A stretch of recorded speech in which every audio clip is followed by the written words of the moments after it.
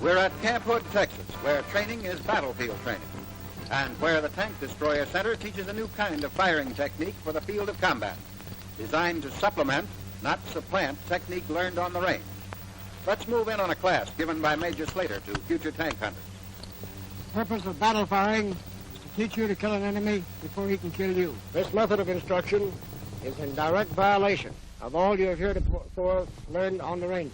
I want you to understand that this method of instruction is not intended to replace your regular range instruction. It is intended to supplement it. On the battlefield, better than 90% of your shots will be aimed, but the other 10% may be damned important to you.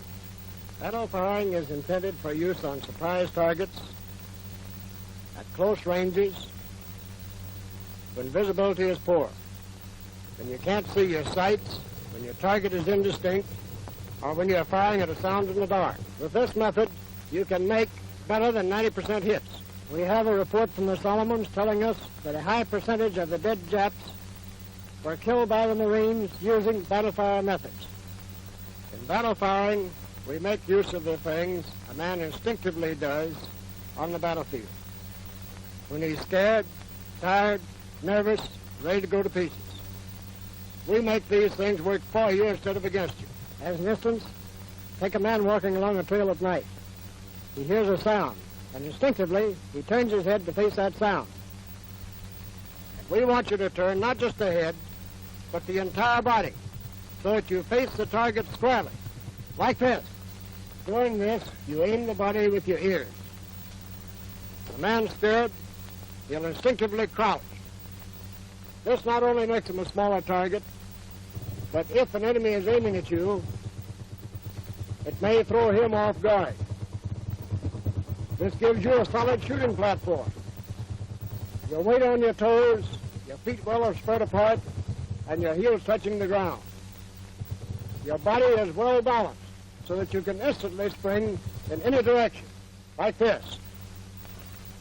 In addition to facing your target squarely, you place your gun squarely in front of your nose. You will hit the target that is in front of you when you fire. I want to emphasize that you must face your target squarely. Your feet, your knees, your shoulders, your head, and your gun. In order to do this, place your right fist and arm rigidly between your knees. Your gun squarely in front of your nose, arm held rigid, every muscle tense so that the muzzle is squarely in front of your nose. The weapon is gripped tightly because a man that is scared will instinctively freeze onto anything he has in his hand. This gives you the pistol position. Muzzle belly high, where to place the shot in the most effective place. It does not matter if this tight grip causes your gun to shake or if you jerk the trigger, so long as the muscles of this right arm are held rigid. That is important. With the gun held rigidly under the nose, when you turn the body by shifting the feet, the weapon and body move as one unit and point to the right place, like this.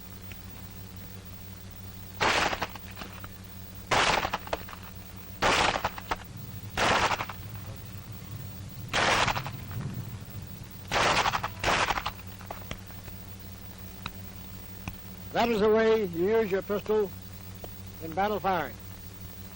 You can use the Tommy gun in exactly the same way. This is one of the nicest weapons you can have in your hands for close-in fighting.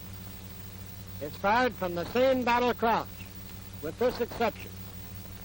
You place the butt in the pit of the stomach, pulling it in with the right hand on the pistol grip, the left hand on the forearm, keeping the barrel parallel to the ground.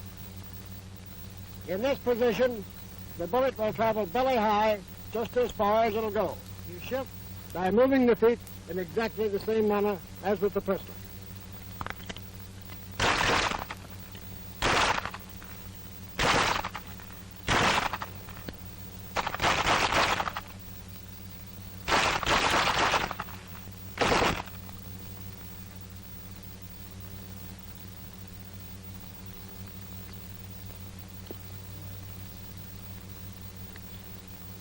With the rifle, you battle fire from the hip. grasping the rifle at the small of the stock of the right hand, placing the stock in the hollow of the hip just under the hip bone.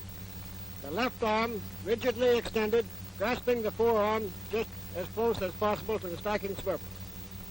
You fire from the battle crouch. This places the muzzle not under your nose, but slightly to one side, so that your line of fire parallels your line of sight. In this position, your right foot may be slightly behind the left if you think you need a brace. Use the same battle crouch as with the other weapons, and you will get the same result.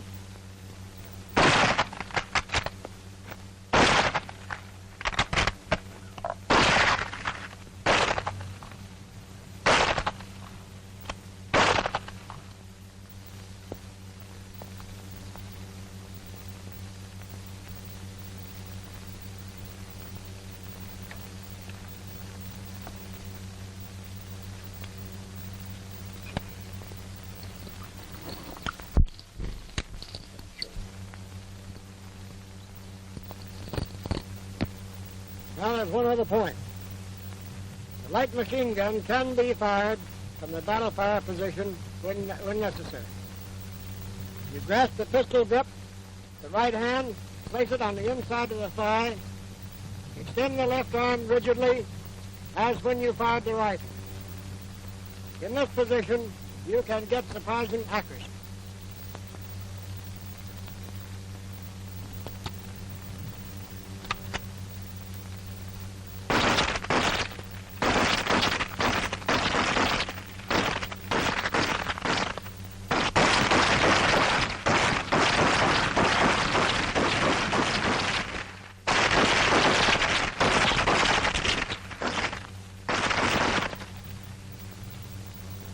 You should be able to use these weapons with either your right or left hand, so that in the event you are wounded in your arm, you will not be helpless, but can continue to fight.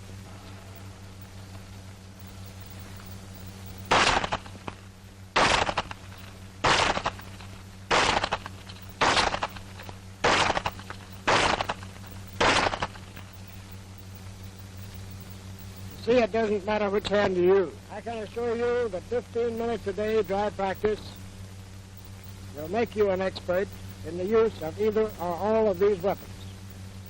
You will notice that in handling these weapons, I've made no reference to mechanical safeties. A man on the battlefield has his weapon loaded and cocked. Men have been killed fumbling for the safety on their weapons when they were afraid. Therefore, the only safety we use is the one that I have used throughout this instruction. Keep your finger off the trigger and this weapon will not fire. You men have had your background, you've had your instructions regarding the positions. Now you're in for a little dry run, using me as your target. Target! Now you're facing me squarely, I'm your target. Right! Get that left arm down in between the legs, not touching any part of the body. Left! I'm your target. Get that finger pointing toward me, the knuckles up. Left! Right! Now you're shooting high. Lower the muzzle of that weapon. You're shooting low. You don't have to raise it. That left arm's down in between the legs. Right! Left! I'll get you about an inch and a half above the bend in the knees. Cut! You men have your atomic guns, they're on full automatic, they're fully loaded. You'll be firing in 1 and 2 round bursts. Your enemy's in front of you, get him!